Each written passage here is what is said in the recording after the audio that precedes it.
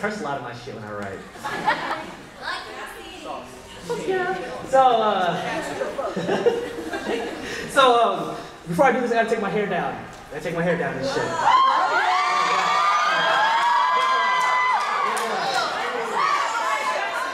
Which Pod? Show us your hair, Pod. Show us that hair. Show us that hair. Me and Pod said we're gonna go back to the homeland and cut it off there. I don't know when I'm gonna go back, so it's gonna be a hot ass summer. Hey, Pod. So I call this the hair up there, an ode to you. In the middle of a heated makeout moment, hands scrolling up and down, backs, bras unhooked, buttons undone, she decides to make the most unattractive, mood-killing comment any woman could make, given that specific moment. Now, she could have said anything that would have made the mood even that much better. Talking about how good I look, how much she appreciates me, how much she fucking likes me, how well I kiss, whatever. But instead, she decides to unvacuum her lips from my neck and pokes fun at me, saying, Maurice, I like you, but your hair's too long. You look more like a girl than I do. Pause. Hair, she calls you it. It tells me I need to break up with you so that she can refer to you in my past tense and make her my present.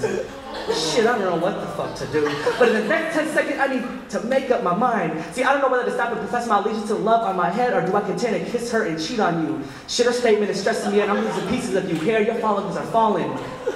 But I need to think this out in 10 seconds. Let me rationalize my choice. Because my response is a lot about my character. Either I am A, driven by long-term commitment, or B, throbbing impulse.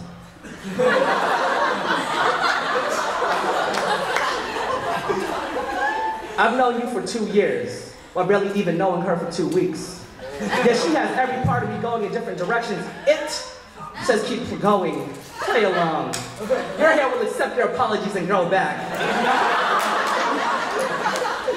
But my mind is picking petals off of love her or love her not flowers. Mine pedaling between experiences with you or growing with her. Shit, only 5 seconds left. And if I don't make my mind any quicker, the awkward silence, well, she's gonna think I'm really fucking weird if I can't just stare at her blankly. Hair, we've been through a lot. I've seen you grow from bald to mohawk to ponytail to bun.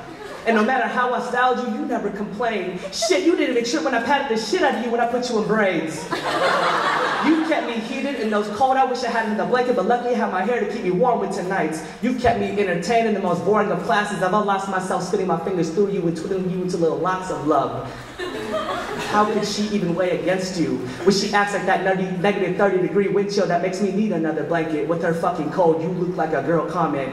Making me insecure, forces me to ask myself, do I really look like a girl? It causes me to toggle between thoughts of, do I have a penis or not? Fuck her. Fuck her.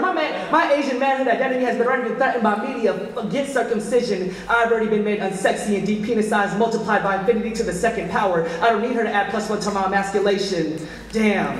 How could I be so foolish to have considered this? She pretty much makes my decision for me. I decide that I love you more than I could even ever like her. And hair, you're not the one that will get cut. As I grind my 10 seconds later response to commitment rather than impulse.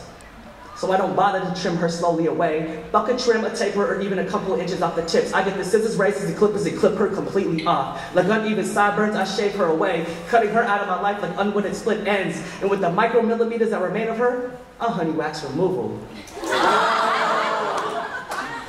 Hair, I know she wishes she didn't say that about you. I bet she's sitting at home running her fingers through her hair wishing it was you she was caressing. How much she wants to let her fingers swim through you.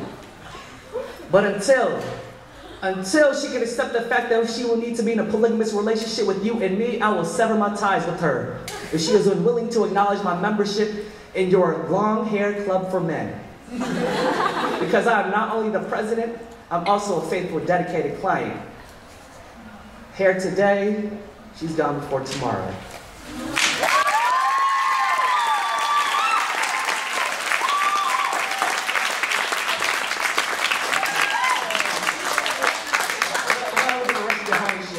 I don't really perform that often. So I'm gonna do something that my friend requested of me.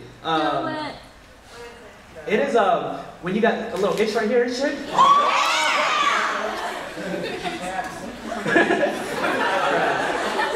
Who was see a Red Lobster after tonight, huh? So, I call this poem Psychology 119, a lesson on body politics, white male privilege, and respecting my fucking space. Many of y'all heard it.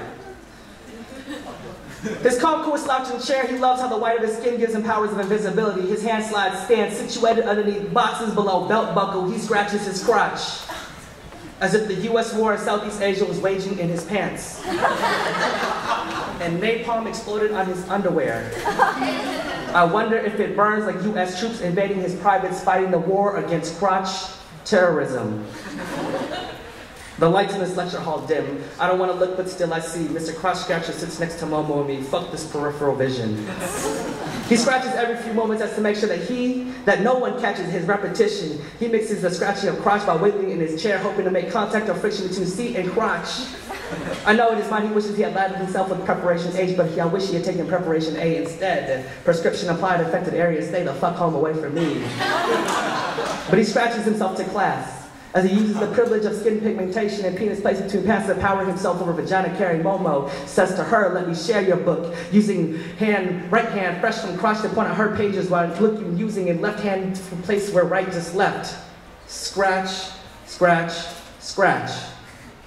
Mr. fucking Crotch Scratcher looks up for Momo's book and stares right at me as if he's committed no crime. And with the same right hand, he extends his fingers in front of my face and demands, let me borrow a pen.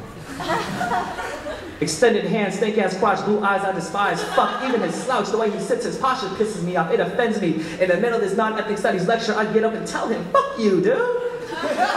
Clean your hands and get yourself some fucking itchy crotch pain reliever. Also take a knife and cut off your testicles. While you do that, I will scratch, scratch, scratch off the costume that you call the color of my skin, or remove it from my body so you can wear me. We can play trading races. You will live brown for a day while I in whiteness feel this false sense of authority and entitlement.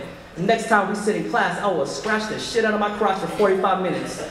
Point at your book, sprinkle sentiments of itchy crotch on your property. Then I will extend my itchy crotch hand, put it all in your face. And I will tell you, let me borrow your pen. Only then you will know what it feels like to be Monica and me. But I lie, swallow my loss and my brown, and respond, sorry, I don't have one. Thank you.